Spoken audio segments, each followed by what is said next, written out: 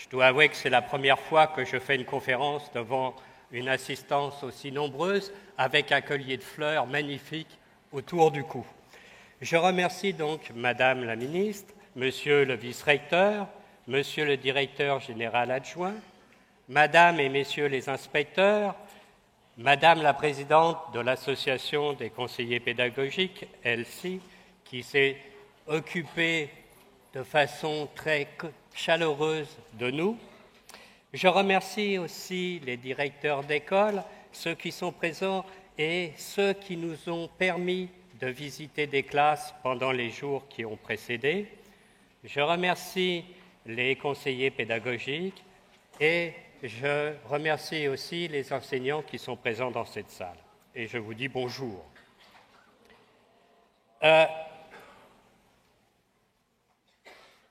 Je suis chercheur donc en didactique des mathématiques. Je suis formateur depuis maintenant une trentaine d'années, un peu plus. J'ai commencé par être instituteur, puis j'ai occupé des fonctions de formateur. Et l'essentiel de mes recherches porte en fait sur deux questions. Une question que je juge fondamentale et qui fédère tous les travaux que j'ai pu effectuer, c'est celle de comprendre pourquoi l'école, actuellement, crée de la différenciation, crée de l'échec, et pourquoi et comment, j'ai surtout essayé de répondre à la question comment plutôt que pourquoi, c'est plus simple. Eh bien, ces élèves en difficulté étaient souvent, très souvent, issus de milieux populaires. En fait, je me suis plutôt spécialisé sur l'éducation prioritaire et je continue à travailler dans ce sens. Pour essayer de comprendre quel rôle jouaient les mathématiques dans cette création, dans ce phénomène de différenciation négative, nous avons été amenés, avec ma collègue Monique Pézard, qui est maître de conférence à l'ESP de Créteil, nous avons été amenés à travailler en fait, surtout sur l'école élémentaire et le début du collège, sur le calcul et notamment le calcul mental. Le but de nos recherches était à la fois de renseigner cette question « Pourquoi fait-on ou ne fait-on pas du calcul à l'école, et notamment du calcul mental ?» et puis dans quelle mesure, finalement, ça permettait d'éclairer la question de l'échec scolaire, et notamment de l'échec scolaire dans les zones d'éducation prioritaire, dans des milieux défavorisés. Je vais, dans mon exposé, aborder trois parties. D'une part, en introduction, je parlerai en fait de l'enjeu de l'enseignement du calcul aujourd'hui. Dans un deuxième temps, je centrerai mon exposé sur les liens qui existent entre construction des connaissances numériques et puis maîtrise de techniques opératoires. Et enfin, dans un troisième temps, je reviendrai sur la question des mathématiques et des élèves en difficulté en travaillant deux types de pistes pour essayer d'y remédier. Auparavant, je voudrais donner juste quelques références bibliographiques sur le calcul mental. Jean-Louis vous a présenté trois ouvrages, le nombre au cycle 2, le nombre au cycle 3, et puis l'ouvrage que j'ai écrit en 2007 sur le calcul mental. Je voudrais signaler deux autres ouvrages de référence. D'une part, la thèse de François Boulle en 1997 qui traitait des performances et des stratégies de calcul d'élèves du cycle 3, avec une approche très psychologique de la question. Et puis, une toute dernière thèse, ça c'est un scoop, la thèse qui a été soutenue il y a quelques jours, quelques semaines, de Jean-François Chenet, qui porte sur une expérience de formation de professeurs des écoles et de professeurs de collège, centrée sur le calcul mental, et à ma connaissance, c'est la seule expérience de cette envergure. Jean-François Chénet a monté un dispositif de formation de professeurs, d'écoles donc et de collèges,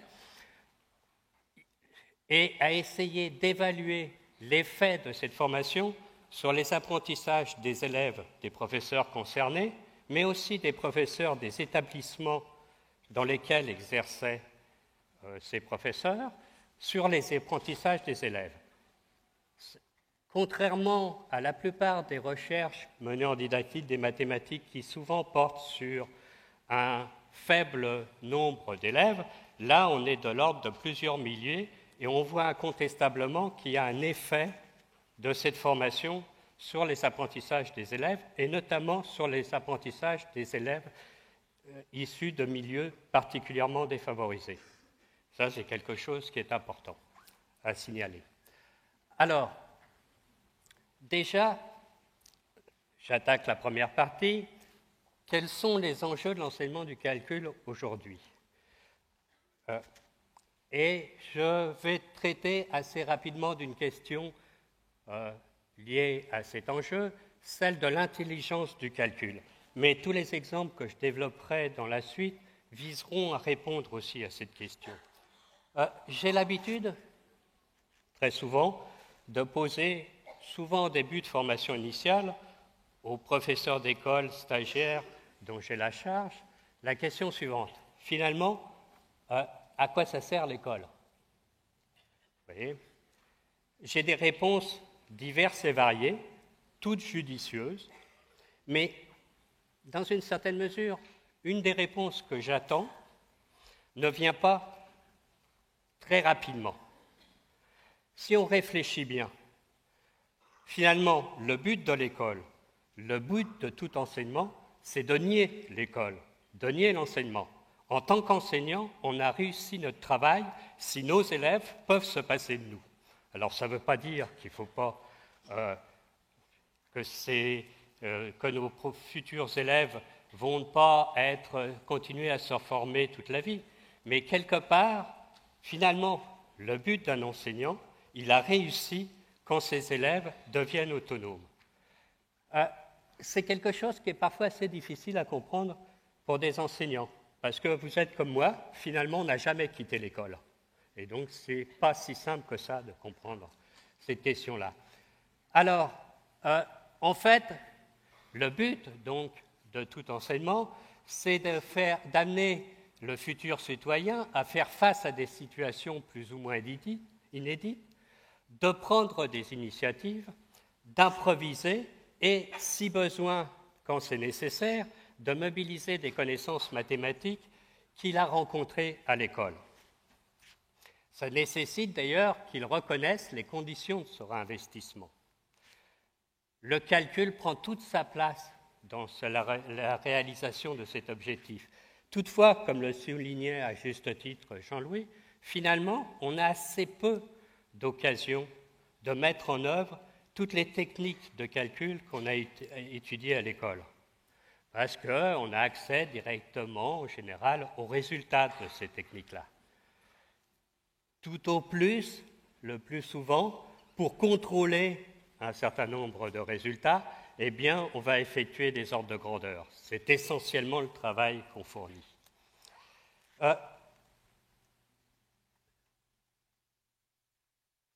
Alors, j'ai été trop vite. Comment on peut atteindre cet objectif-là ? Eh bien, en fait, en résolvant souvent différents types de problèmes, des problèmes parfois qui ne sont pas nouveaux. L'élève dispose des connaissances nécessaires pour le résoudre. Il s'agit alors pour lui de trouver la manière d'organiser les informations, de combiner les données numériques pour effectuer les calculs nécessaires, d'interpréter les résultats en relation avec les questions initiales. Si le problème est nouveau, si l'élève ne dispose pas des nouvelles connaissances et si on lui pose ce problème justement dans le but d'introduire de nouvelles connaissances, il est nécessaire de l'amener à s'adapter en mobilisant des connaissances anciennes, d'en connaître et reconnaître les limites et les insuffisances, et puis, dans une certaine mesure, d'ancrer ces connaissances nouvelles dans les anciennes. C'est justement certainement un des points les plus difficiles pour les élèves en difficulté, de faire le lien qui existe entre connaissances anciennes et connaissances nouvelles. Et le calcul, là, peut jouer tout son rôle. Vous voyez bien que quelque part ici, c'est du calcul.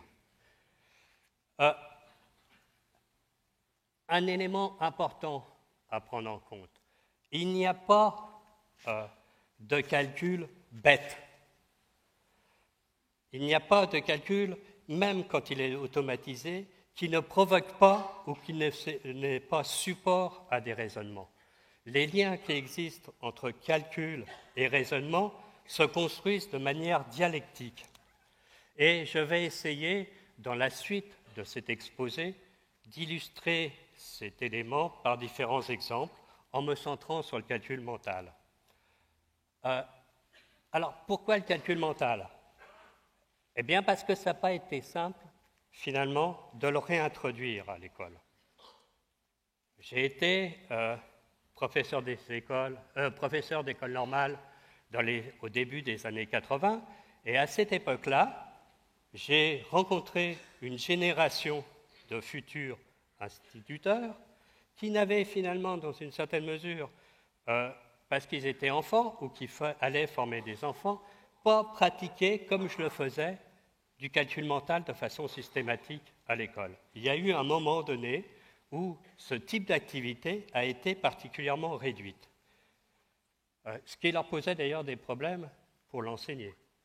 Pourtant, ce n'est pas quelque chose de nouveau, cette fixation, cette importance de néocalcul mental. Je cite juste en 1911 Carlo Bourlet, qui est professeur au Conservatoire des Arts et Métiers et qui écrit dans le nouveau dictionnaire de pédagogie un certain nombre de phrases, d'écrits, pour justement inciter les élèves et les professeurs à faire du calcul mental. Il signale d'ailleurs que cela n'est possible que si on laisse une certaine indépendance aux élèves pour mobiliser des connaissances personnelles. J'aurai l'occasion d'ailleurs d'y revenir dans la suite dans mon exposé parce que ça pose des problèmes d'institutionnalisation.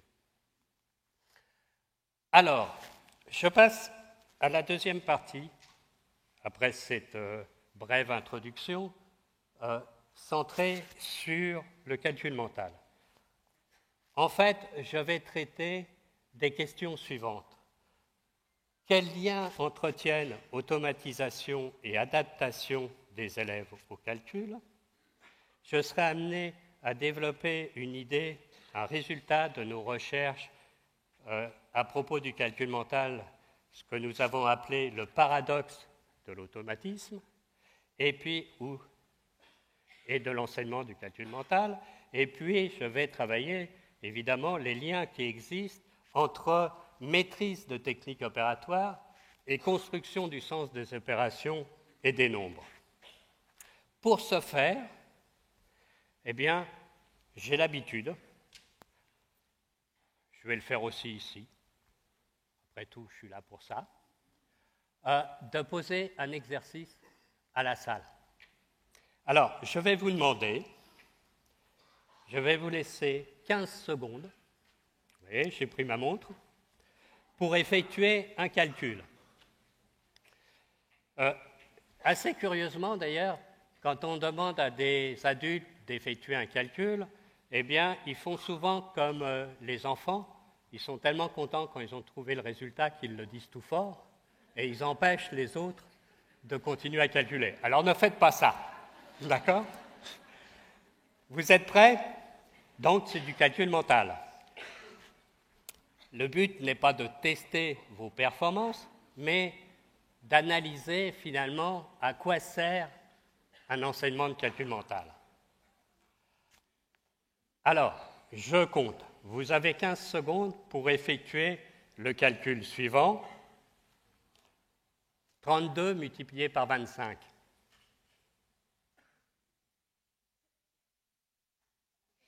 Vous voyez, il y en a un qui l'a dit.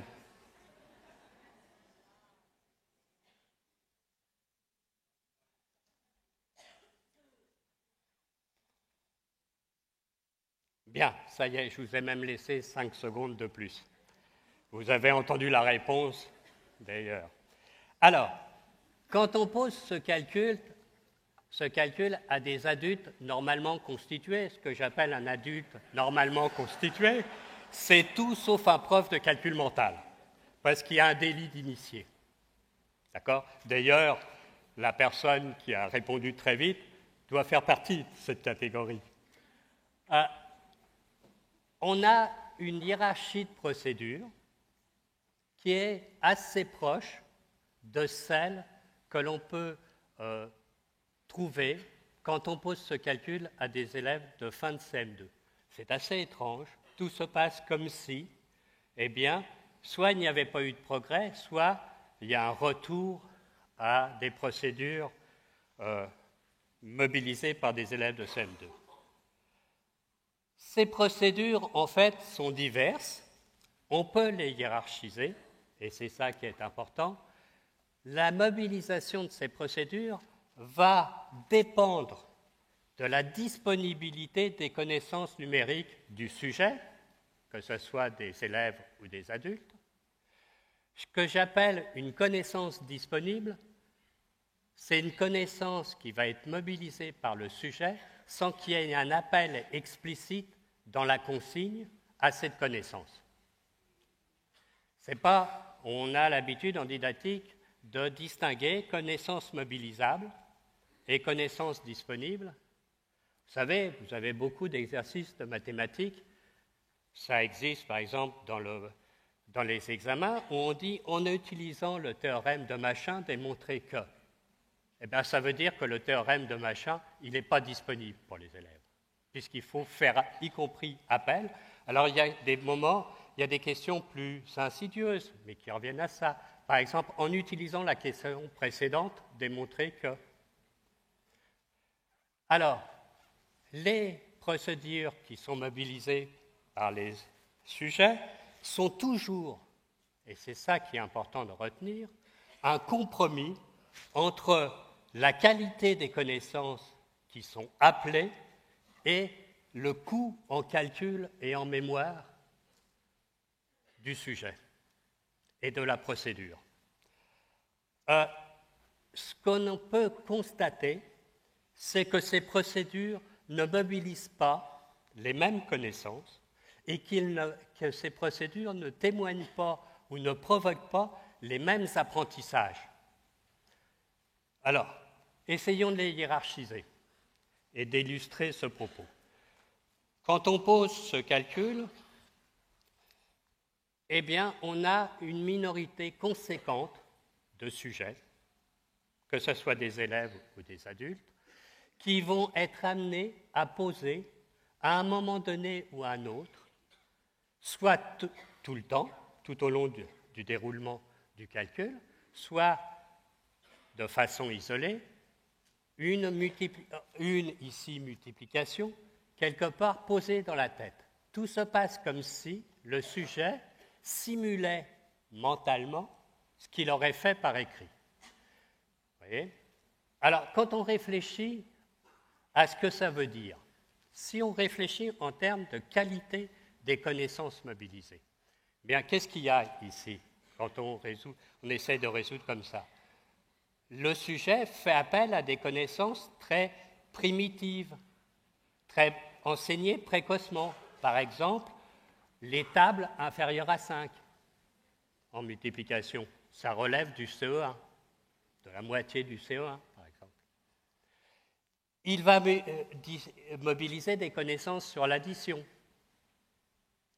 Bien sûr, il faut qu'il sache disposer les calculs correctement. Mais finalement, quand le sujet mobilise une procédure de ce type-là, il va mobiliser des connaissances qui ne sont pas très coûteuses. Par contre, le fait qu'il ne mobilise que des connaissances pas très coûteuses va coûter cher en calcul et en traitement du calcul et des données en mémoire. En général, d'ailleurs, ceux qui font ça, et si on leur laisse 15 secondes, ne posent pas l'opération. Alors, mettez-vous à la place d'un élève en difficulté qui n'est pas sûr de ses connaissances, qui ne les maîtrise pas très bien, qui a l'habitude de se tromper. Eh bien, quand vous lui proposez ce calcul-là, il va essayer de se réfugier dans la posture suivante. Je ne vais pas investir en termes de connaissances, mais je vais essayer de répondre à la question en me réfugiant quelque part dans ce que je sais faire, c'est-à-dire l'algorithme écrit. Et on constate que très souvent, l'algorithme écrit écrase d'autres procédures quand il a été enseigné, et bien enseigné, qu'on s'entende bien.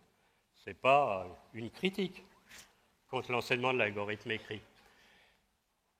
Si on regarde d'autres types de procédures de calcul, vous avez ce qu'on va appeler des procédures qui vont mobiliser des décompositions additives. Il y a la procédure qu'on a l'habitude d'appeler canonique, celle qui utilise la propriété de distributivité, entre guillemets, simple de la multiplication sur l'addition. Les sujets fonctionnent comme ceci. En général, c'est la première ligne de calcul qui est majoritaire. Le sujet n'aime pas trop inverser les termes. Il se laisse conduire par le calcul. Quand il multiplie 32, il dit 32 multiplié par 25, eh bien, c'est 32 multiplié par 20 plus 32 multiplié par 5. Je vais déjà calculer 32 multiplié par 20. 32 multiplié par 20, c'est 32 multiplié par 2 multiplié par 10. Il utilise l'associativité de façon implicite de la multiplication. 32 multiplié par 10, il sait qu'il faut appliquer la règle des zéros. Je vais mettre un zéro à la fin. Le problème revient donc à multiplier 32 par 2. Pour ce faire, vous en avez qui simulent une opération en ligne. 2 fois 2, 4, 2 fois 3, 6. Vous en avez un certain nombre pour qui le fait numérique sort tout seul. Le double 32, c'est connu, c'est 64.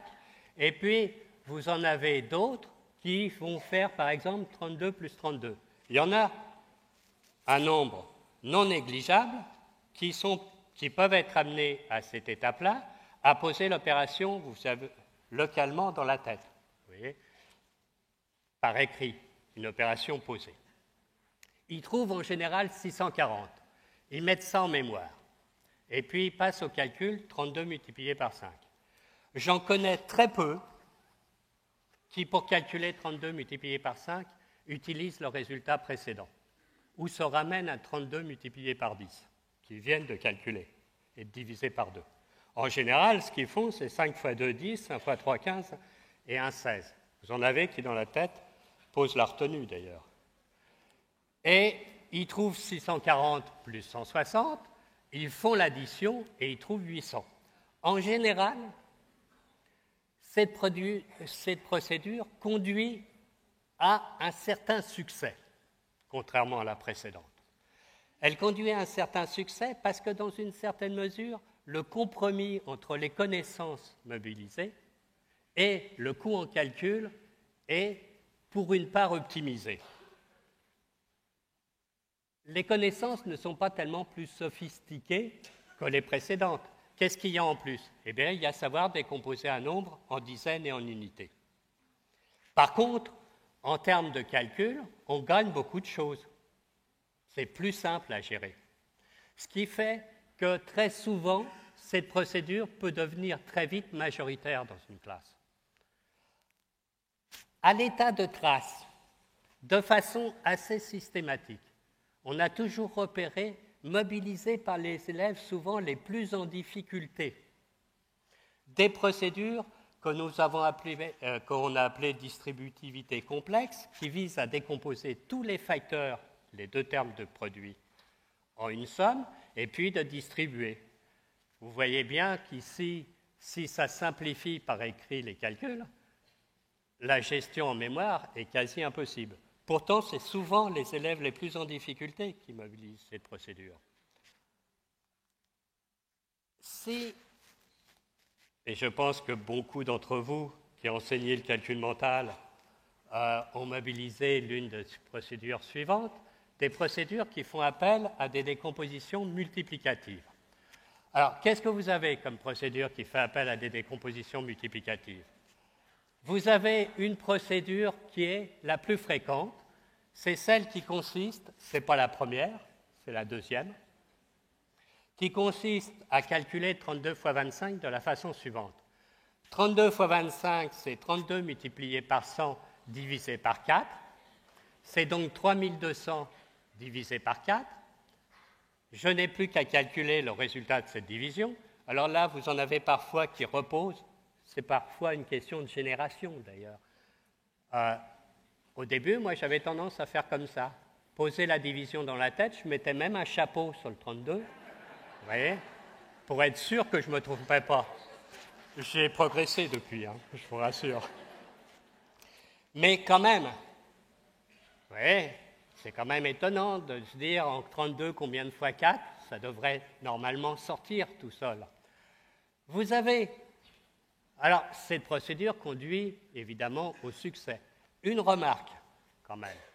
Je n'ai jamais constaté, ou très très rarement, d'élèves qui mobilisent cette procédure-là sans en avoir déjà fréquenté, dans d'autres exemples, le même type de procédure.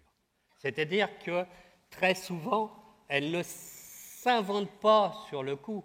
C'est une restitution d'une procédure qui a été fréquentée auparavant. Ça peut arriver quand même. Alors, si je prends la procédure, la troisième, eh bien, elle est plutôt mobilisés au début du collège. Après, ils ne font plus de calcul mental souvent. Mais vous avez un certain nombre d'élèves du collège qui, au lieu de diviser par 4, prennent le quart de 3200 et qui se ramènent en gros au même calcul que précédemment. La procédure la plus rare, parmi ces trois-là, est la première. C'est étonnant quand on y réfléchit. La première, 32 fois 25, c'est 8 fois 4 fois 25, c'est égal 8 fois 4, ça fait 4 fois 25, ça fait 100, donc c'est 800. Pourquoi elle est rare?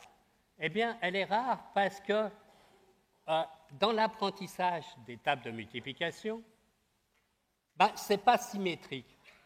Les élèves savent bien que 8 fois 4, ça fait 32.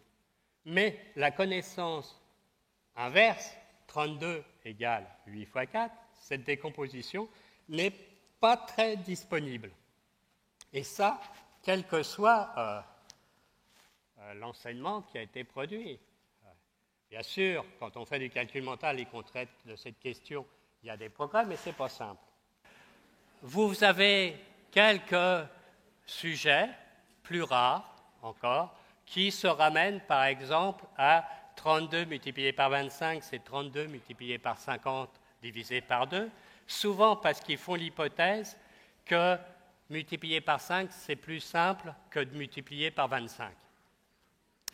Alors, si on regarde les connaissances, le compromis entre connaissances et coût en calcul qui est effectué par des sujets qui mobilisent l'une quelconque de ces procédures, eh bien, ce n'est pas du tout le même que précédemment.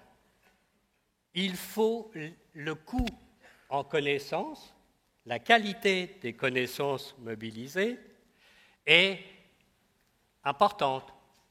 Il faut connaître les diviseurs de 100. Il faut repérer que c'est utile de faire appel à 100 parce que 32 est à une puissance de 2, notamment que 32 a un diviseur 4. Vous voyez que c'est quand même des connaissances qui sont plus fines, moins disponibles chez les élèves, mais qui, par contre, vont lui permettre de mener à terme le calcul parce que le coût en calcul et en mémoire est très économique. Alors, vous avez ici tout l'intérêt d'un enseignement du calcul mental et toute la difficulté à enseigner le calcul mental. Tout l'intérêt, c'est justement si on arrive à amener l'élève à faire ce compromis judicieux, eh bien, on peut faire l'hypothèse qu'à cette occasion, il va fréquenter davantage les propriétés sur les nombres que lorsqu'il mobilise les autres procédures. Mais ça implique que ces connaissances, quelque part, soient disponibles. C'est le but du calcul mental, ce n'est pas tant d'obtenir le résultat, vous voyez ici, mais de proposer des activités aux élèves qui vont leur imposer, quelque part, de mobiliser des connaissances de qualité importante sur les nombres. Ça va être un moyen de les faire fréquenter ces propriétés des nombres et des opérations, mais en même temps, il faut qu'ils comprennent qu'ils doivent adapter ces procédures au calcul en question. En effet, ce calcul-là marche bien, cette procédure marche bien parce qu'on a 32 et 25, mais ça ne marcherait pas si c'était 31 fois 25. D'accord ? Alors, il y a un problème ici qui est central pour les élèves en difficulté. Si vous réfléchissez bien, si vous voulez que les élèves mobilisent des procédures qui mettent en jeu des décompositions multiplicatives, eh bien, qu'est-ce que vous leur demandez finalement ? Vous leur demandez de comprendre en, disons, 1 à 3 secondes, quel est l'enjeu de la situation. Vous ne pouvez pas leur dire ce qu'il faut faire, mais l'élève doit comprendre très rapidement, autrement il n'aura pas le temps de faire le calcul, et puis si vous lui laissez trop de temps, c'est plus du calcul mental.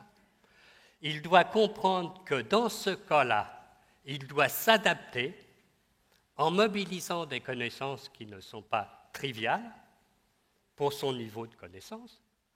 C'est relatif, évidemment, à son niveau de connaissance, et que cela va lui permettre de réussir le calcul. Ce n'est pas effectuer le calcul qui est important, vous voyez ici, c'est d'apprendre à l'élève à s'adapter au calcul et à mobiliser les connaissances nécessaires et ainsi à explorer les propriétés des nombres. Ça, c'est quelque chose de très compliqué, notamment pour un élève en difficulté. C'est aussi compliqué pour l'enseignant, parce que l'enseignant ne peut pas lui dire « adapte-toi », il va ouvrir les yeux. Vous voyez ? Il ne peut pas lui dire « fais comme ça », parce que dans ce cas-là, ce n'est pas lui qui fait le travail, c'est l'enseignant. Mais il doit faire en sorte que l'élève, en quelques secondes, s'adapte au calcul. Alors, comment y arriver ? On verra plus tard dans l'exposé un certain nombre de pistes, mais ce qui est sûr, c'est que ce n'est pas en lui disant que ça va marcher. Par contre, ce qu'on a constaté, et ça, c'est un élément important en termes de justification de l'enseignement du calcul mental, c'est que si vous pratiquez régulièrement du calcul mental, vous pouvez constater que la grande majorité de vos élèves apprennent dans une certaine mesure, ça dépend de ce que vous leur demandez de faire, mais apprennent dans une certaine mesure à s'adapter au calcul. Il y a vraiment une question là centrale, vous voyez, on a un niveau de contrat et de rapport au savoir et de rapport à l'école élevé dans une activité qui dure quelques secondes. Si l'élève a compris ça, il a compris beaucoup de choses. Il a compris notamment à quoi ça servait, les activités pratiquées, toutes mesures gardées. Alors, des résultats. On a commencé avec ma collègue Monique Pézard à s'intéresser au calcul mental en 1985, c'est-à-dire à la fin, avant on a passé une thèse. Puis, quand on a eu la thèse, on s'est dit on va travailler là-dessus.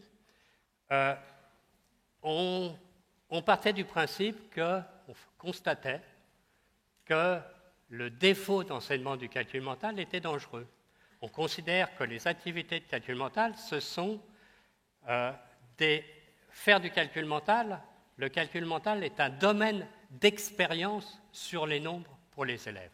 Donc, ce qu'on a fait, dans un premier temps, c'est qu'on a pris plusieurs classes du CP au CM2, 2 à 3 par niveau.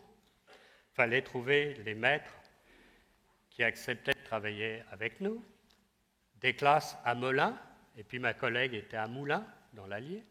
Et puis, on a entraîné les élèves au calcul mental, on leur a fait pratiquer du calcul mental.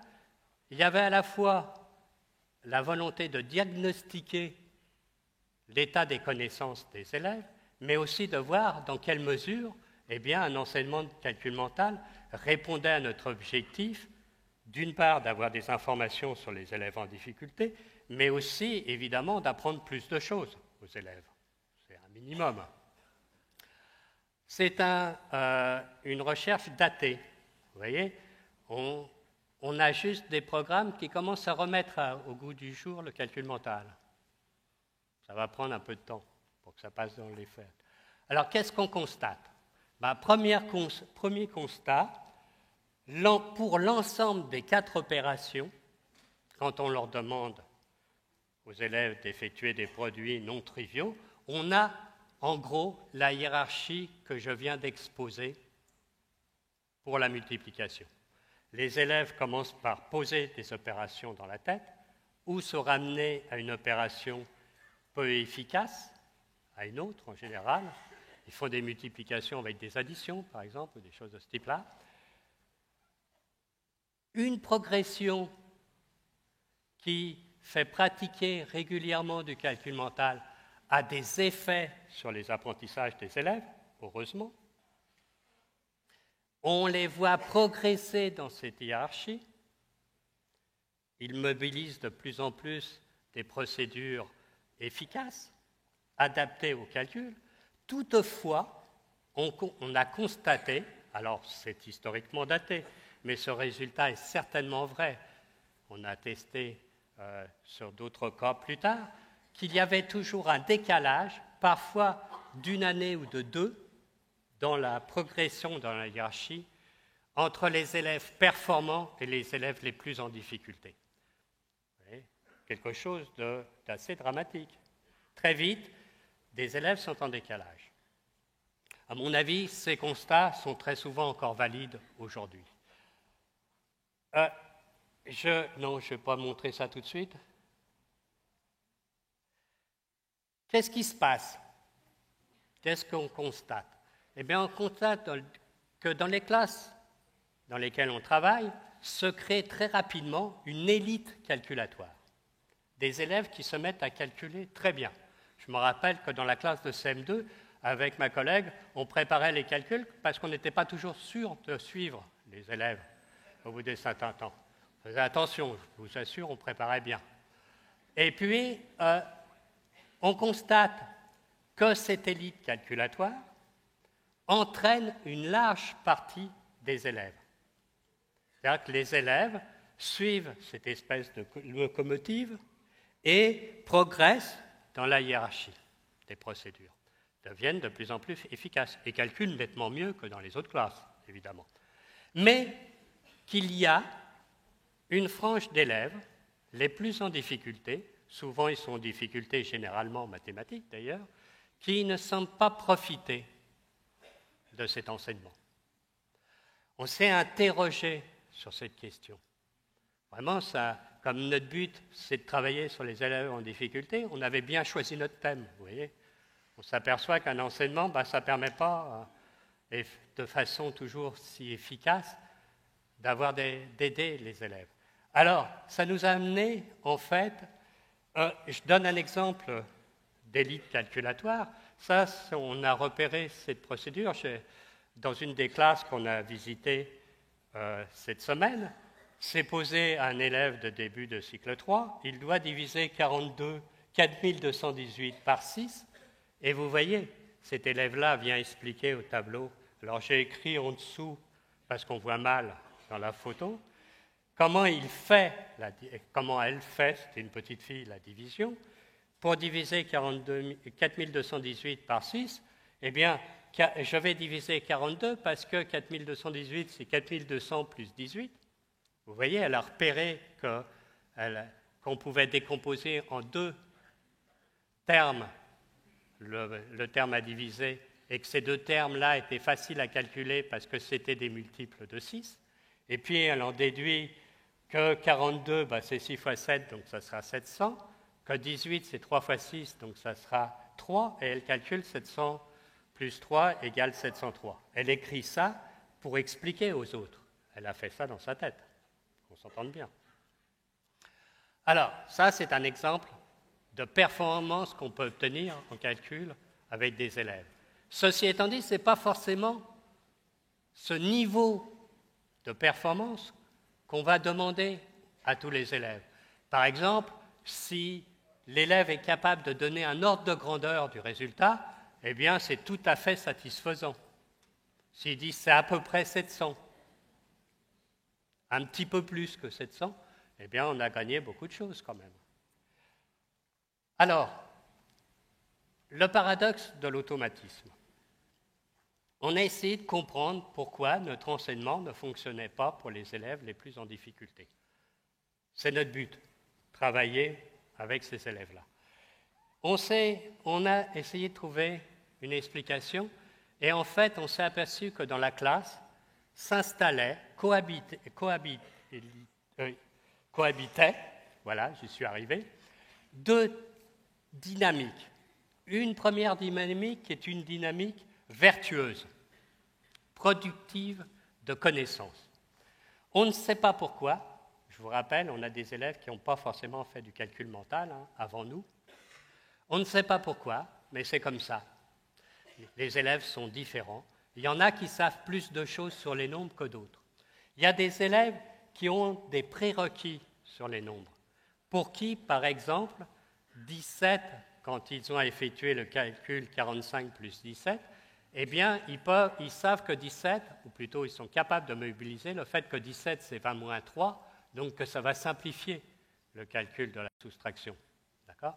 Ces élèves-là qui ont des prérequis sur les nombres et les opérations vont les mobiliser, puisqu'elles sont davantage disponibles, pour s'adapter au calcul. Comme ces élèves s'adaptent au calcul, cette expérience leur permet d'explorer les propriétés des nombres et des opérations. Comme ils explorent les propriétés des nombres et des opérations, ils ont de plus en plus de connaissances disponibles sur les nombres et les opérations, donc ils sont capables de s'adapter de plus en plus, et la dynamique du calcul mental de son enseignement fonctionne. On a des élèves, la majorité des classes dans lesquelles on a travaillé, qui profitent de cet enseignement. Et on a vraiment des classes qui apprennent des choses sur les nombres à cette occasion. Mais malheureusement, il existe une dynamique négative. Vous avez des élèves qui n'ont pas cette disponibilité. Ils savent bien que 20 moins 17, ça fait 3, mais ils ne pensent pas à le mobiliser dans le calcul. Donc, ils vont essayer de calculer autrement. Ils ne vont pas avoir la même exploration des nombres. Comme ils n'ont pas la même exploration des nombres et qu'y compris ils peuvent être en échec, ils vont prendre du retard sur l'accumulation des connaissances sur les nombres par rapport aux autres. Du coup, vous avez un décalage qui, comme ils prennent du retard, ils ont tendance à se réfugier dans des algorithmes sûrs, mais non fiables à ce moment-là, et vous avez une espèce de dynamique négative relativement au reste de la classe, qui fait que ces élèves-là ont de plus en plus de difficultés finalement à faire les calculs. Si vous rajoutez à ça parfois pour bien faire, c'est vraiment pour bien faire, ce n'est pas une critique, des enseignants quand ils corrigent. J'ai toujours été étonné, par exemple, vous savez, quand vous êtes professeur d'ESPE, enfin d'UFM, vous allez visiter vos stagiaires en classe, vos étudiants. Moi, ils savent que j'aime bien le calcul mental. Alors quand j'arrive, ils m'en font. C'est logique. Ça coûte. Ils se disent que ça va rapporter. Oui. Donc, ils me présentent des séances de calcul mental. Et je vois souvent un défaut de débutant, pas tout le temps que de débutants, qui est le suivant. Ils posent un calcul, ils font par exemple lever les ardoises, ils vérifient qui a réussi, et puis ils interrogent celui qui n'a pas réussi, en lui disant « Comment tu as fait ?» Alors, je ne sais pas si vous voyez, mais dire à un élève, lui demander comment il a fait, c'est pas facile pour lui, mais comment il n'a pas fait, alors là, c'est pas évident. D'accord ? Cette plaisanterie mise à part, en général, quand même, c'est bien, mais peut-être que pour ces élèves qui ont un décalage, vous voyez, il faut peut-être les traiter de façon individuelle ou en petits groupes, là où on les prend à part. D'accord ? Ce n'est pas forcément en stigmatisant leur erreur, en leur demandant de l'expliquer, qu'ils vont progresser. Ça ne veut pas dire qu'il ne faut pas traiter l'erreur, hein, qu'on s'entende bien, mais enfin. Bien, alors, ainsi, pour conclure sur cet élément-là, ainsi, qu'est-ce qu'on constate ? Eh bien, on constate qu'une installation de faits numériques mémorisés, qu'une automatisation de méthodes de calcul, de modules de calcul élémentaire, se traduit par une meilleure adaptation des élèves. C'est quelque chose de paradoxal. Si, pour amener les élèves à échapper à une posture qui consiste à se réfugier dans des automatismes, notamment poser l'opération dans la tête, eh bien, il faut que l'élève dispose d'automatismes. C'est l'automatisme qui permet d'échapper à l'automatisme. Vous voyez ? Il y a quelque chose là de paradoxal, mais qui est fondamental pour que l'enseignement du calcul mental soit performant. Il faut installer des faits numériques, des modules de calcul, pour demander à ces élèves-là de mobiliser des procédures sophistiquées qui ne peuvent pas se traduire par des automatismes. Vous comprenez ? Il y a quelque chose là de compliqué. Simplement qu'en le disant, d'ailleurs, c'est dur à dire. Alors vous imaginez, c'est dur à expliquer à des élèves. Pour cela, il est nécessaire de faire appel à la mémoire, d'entraîner la mémoire, d'institutionnaliser des procédures de manière assez souple, mais surtout d'institutionnaliser ces procédures et le domaine d'efficacité de ces procédures. Je vais prendre un exemple très rapidement.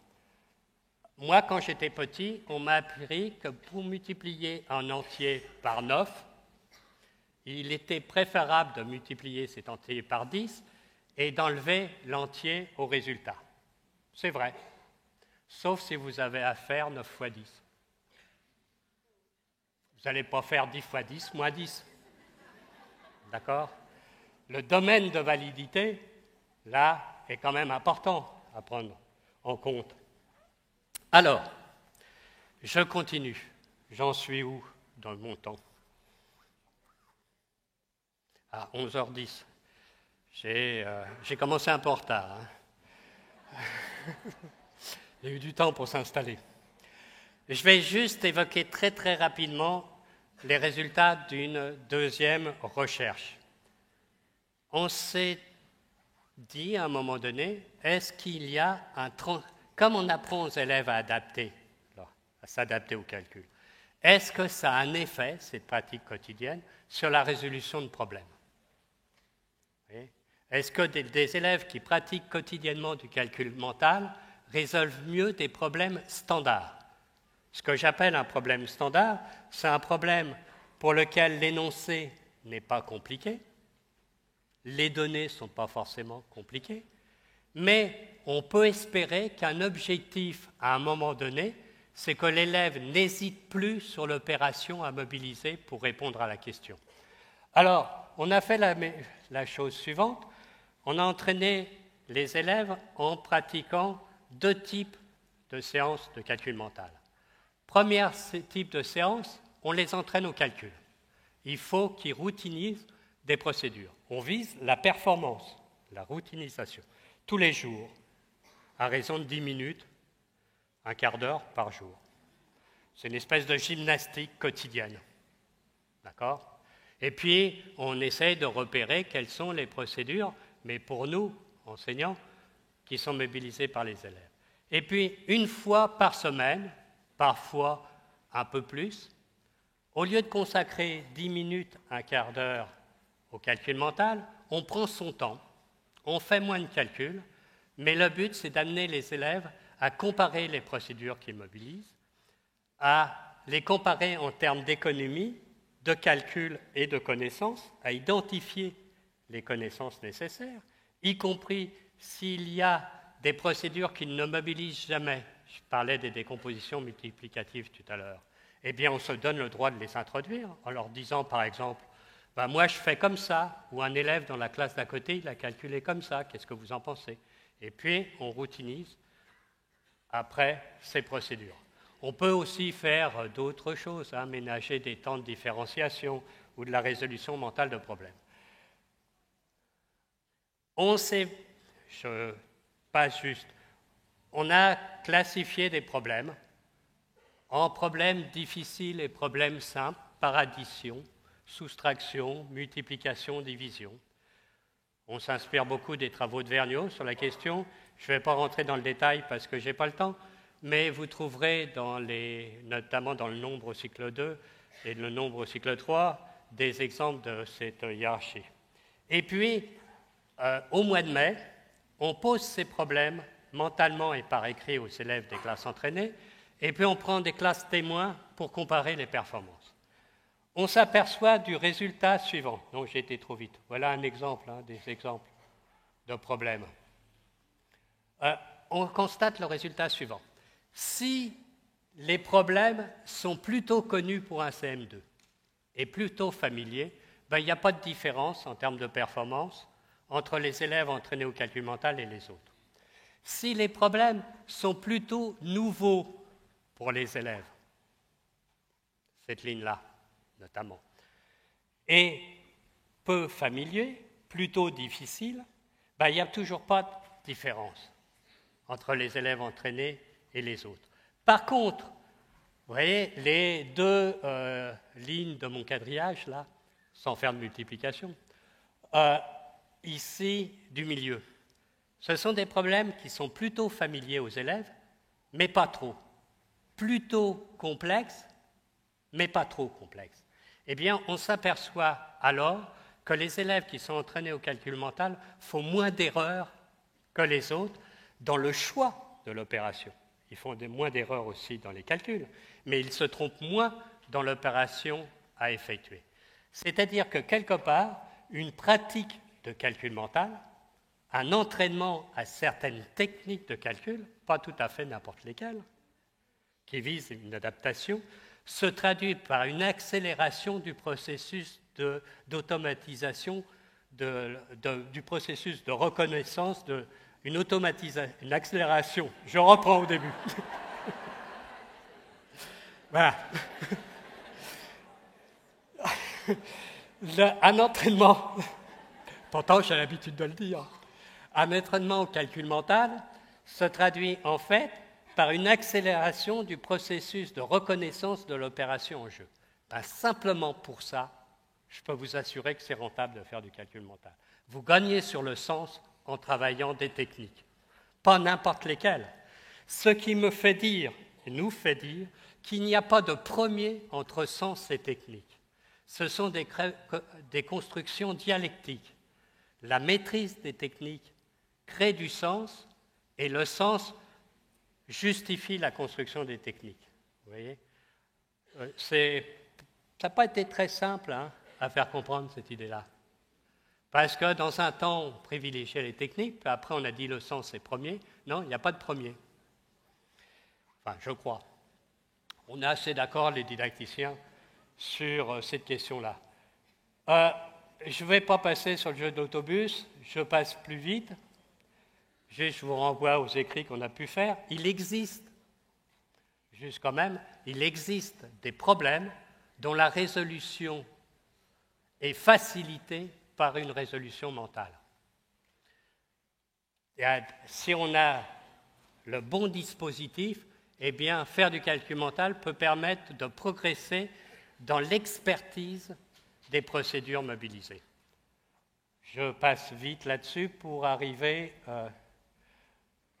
aux élèves en difficulté et pour terminer sur cette question, comme je l'ai promis. Voilà. On était quand même un petit peu déçus à un moment donné dans nos recherches parce qu'on n'arrive pas à faire progresser les élèves les plus en difficulté. Et c'est justement cela qui nous intéressait. Alors, ce qu'on a fait, c'est qu'on a essayé de mettre en œuvre un enseignement qui allait les faire progresser. Premier réflexe qu'on peut avoir. Ils ne connaissent pas assez de choses sur les nombres, on va leur en apprendre. En amont, et puis on va remédier en aval s'ils ne mobilisent pas suffisamment les connaissances. C'est incontestablement une intervention qu'il faut faire, mais cette intervention est limitée. Pour installer, alors je donne quand même ce qu'on a fait parce que c'est important, si vous voulez travailler sur l'objectif rendre disponible des connaissances, qui ne l'étaient pas pour des élèves, eh bien, il y a un moyen. Vous allez demander aux élèves de mémoriser les faits numériques, mais en même temps, vous allez leur demander de mémoriser les conditions du rappel de ces faits numériques dans d'autres calculs. Et pour ça, eh bien, on joue sur la consigne. On joue sur les points de vue. Je donne un exemple très rapidement. Oups, là, j'ai été trop vite. Pour le CP. Vous savez, c'est une activité classique. On fait travailler les élèves sur les compléments à 10, par exemple, le complément de 3 à 10. Eh bien, il y a de multiples manières de poser ce problème, le même aux élèves.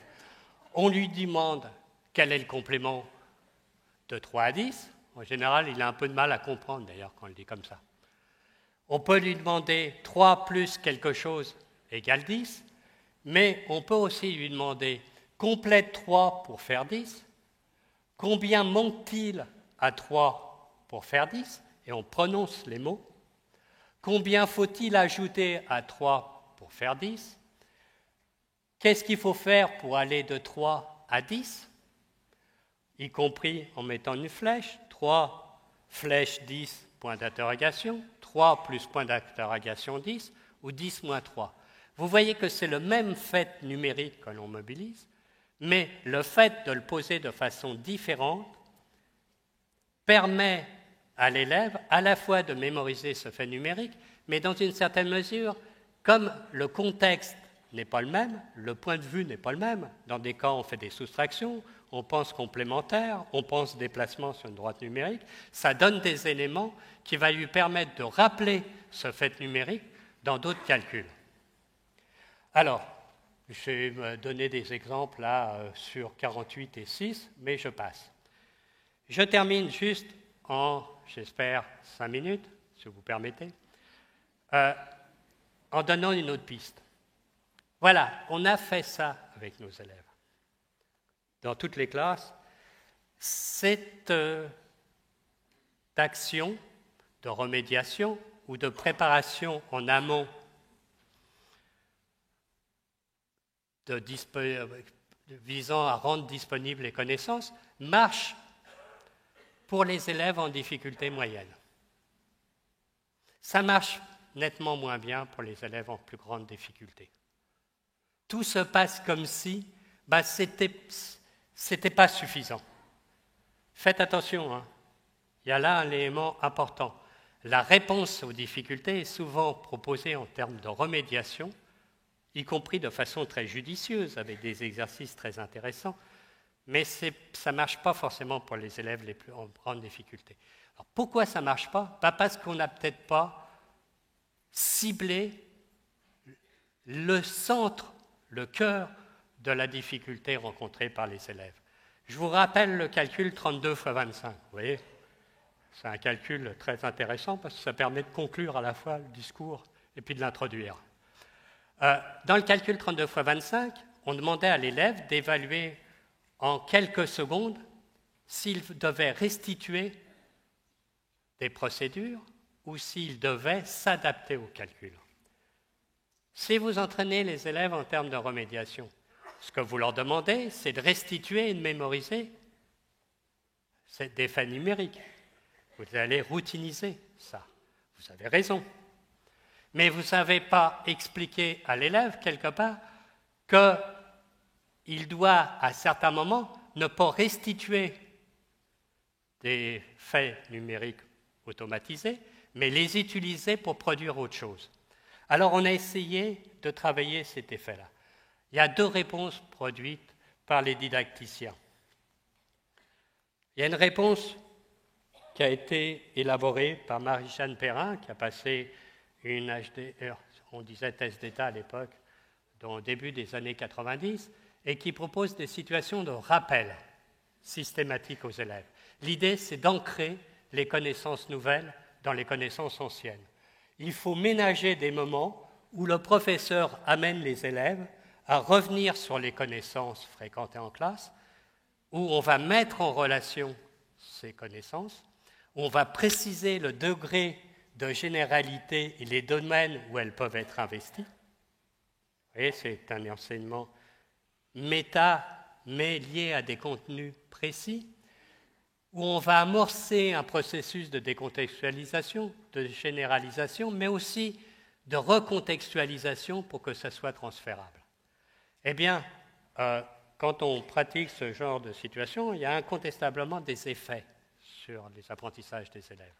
Nous, on a produit quelque chose qui ressemble à ça, mais qui est une adaptation particulière, c'est ce qu'on a appelé les bilans de savoir.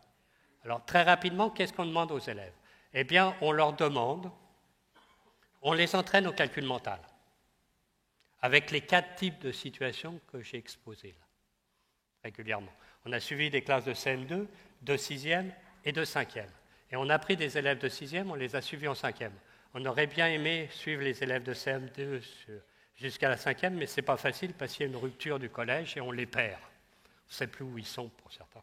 On n'a pas une cohorte suffisante. Et puis, on demande aux élèves la chose suivante. Tous les 15 jours, au CM2, toutes les 3 semaines au collège, parce que les profs avec qui on travaille disent on n'a pas le temps de faire mieux, 2 élèves sont désignés. Ils doivent produire tout seuls, sans recopier les traces écrites produites pendant le cours, un texte d'une dizaine de lignes. Ils peuvent faire plus, mais en général, ils font plutôt moins, qui va résumer tout ce qui a été appris pendant la quinzaine, ou la période qui précède, et qu'il est nécessaire de retenir. Alors, quand vous proposez ce genre d'activité aux élèves, au début, ce n'est pas triste, le résultat. Les élèves, par exemple, vont éviter les maths. Ils vont dire, le prof nous a fait faire des multiplications. Ils gardent bien de dire lesquelles. D'accord? C'est pas volontaire, hein, ils ne savent pas faire autre chose. Et puis, peu à peu, ils donnent des exemples isolés. On a multiplié ça par ça. Puis ils essaient d'expliquer comment ils ont fait. Mais ce sont des exemples isolés. Ils n'ont pas accès à une méthode générale. En fait, au bout d'1 an de ces bilans de savoir, au bout de 2 ans au collège, c'est plus facile à l'école élémentaire qu'au collège parce que le prof de français, c'est en même temps le prof de maths. Les élèves trouvent qu'on leur fait faire des rédactions de maths, ils n'aiment pas trop au collège. D'ailleurs, ils appellent ça rédaction de mathématiques. Eh bien, on voit le progrès suivant. Il y a un recours à la généricité. Les élèves vont passer progressivement d'énoncés où ils donnent des exemples isolés, non pas à des énoncés d'une règle formelle. Vous la voyez à la fin, là, pour multiplier un nombre par des puissances de 10, on met autant de zéros à droite du nombre que l'indique l'exposant, si c'est des entiers. En fait, ce qu'ils produisent, c'est des textes intermédiaires. Comme il y a débat sur le texte, on fait débattre les élèves entre eux, comment on peut améliorer le texte ou pas, eh bien, les élèves s'expliquent à eux-mêmes et expliquent aux autres la règle formelle. Et ils produisent des textes de ce type-là. Dans notre tête, mentalement, c'est un élève de 5e qui produit ça. Dans notre tête, mentalement, nous nous sommes dit que l'exposant indiquait de combien de rangs vers la droite on déplaçait la virgule. Comme le multiplicateur était 10 puissance 4, à cette époque-là, on apprenait assez vite les puissances, On l'a déplacé de 4 rangs vers la droite et on a complété par 2 zéros car il manque 2 nombres à la partie décimale. Exemple, et au moment où les élèves se mettent d'accord sur ce texte-là, ils inventent un exemple. 1,5 multiplié par 10 puissance 4 égale 15 000. Vous voyez qu'ici, l'élève a besoin, et ça profite aux élèves les plus en difficulté, d'expliquer la règle par un exemple générique ou d'illustrer cette règle par un exemple générique. Alors, les profs font ça souvent. Moi, je me rappelle de mon prof de 4e, d'un cours, j'avais bien appris d'ailleurs, il m'avait dit « théorème de Pythagore », nanana, nanana, vous voyez. Exemple, est-ce que le triangle 3, 4, 5 est droit? Maintenant, appliquer. Moi, je savais appliquer. Je ne sais pas pourquoi, mais je savais. J'avais compris que ce que disait le prof au moment où il donnait l'exemple, c'était important. Mais dans ma classe, les autres, ils n'avaient pas compris, parce que ce n'était pas eux qui produisaient l'exemple. Ici, c'est un moyen de leur faire produire l'exemple générique. Si vous le donnez, vous avez fait le travail pour une part à la place de l'élève. Alors ça, c'est le premier élément. Vous voyez, c'est une étape dans le processus de conceptualisation. On peut faire référence à Vygotsky, parler de pseudo-concept, de degré de généralisation, mais en gros, c'est une étape intermédiaire dans le processus de conceptualisation. Un autre exemple, et je termine, c'est tout le dernier, on a posé la question à la fin de l'année aux élèves de CM2, 6e, 5e, qu'on avait suivis sur 2 ans, à quoi ça sert le calcul mental? Est-ce que ça t'a servi tout ce qu'on a fait en calcul mental? Et on obtient la gradation suivante. Les élèves de CM2 disent ça m'aide à calculer, je suis plus à l'aise, c'est plus rapide. En 6e, on a gagné sur un des objectifs du calcul mental, c'est que c'est un moyen de contrôle et d'investigation. Ils disent, par exemple, pour moi, c'est important de trouver l'ordre de grandeur des opérations, car après, on peut comparer à son résultat. Et il faut retrouver un résultat très proche de l'ordre de grandeur. Et puis, en 5e, après 2 ans, il faut 2 ans pour l'obtenir, c'est long, eh bien, on obtient un résultat de ce type-là. Si dans des problèmes, on a des chiffres difficiles, ils apprennent les décimaux et les fractions, eh bien, on peut les remplacer par des lettres ou par des nombres plus simples. Puis il dit un peu plus tard, dans sa rédaction de maths, quand il y a des nombres compliqués, on les simplifie. Après les avoir simplifiés, on cherche une méthode et lorsqu'on le trouve, on l'applique aux autres nombres. C'est-à-dire que pour ces élèves-là, les données deviennent variables. Ils s'autorisent à les changer. Ça, c'est une étape préalgébrique. C'est incontestablement un outil heuristique qui se sont construits grâce à un enseignement qui mélange calcul mental et bilan de savoir. Voilà, je vous remercie pour votre attention.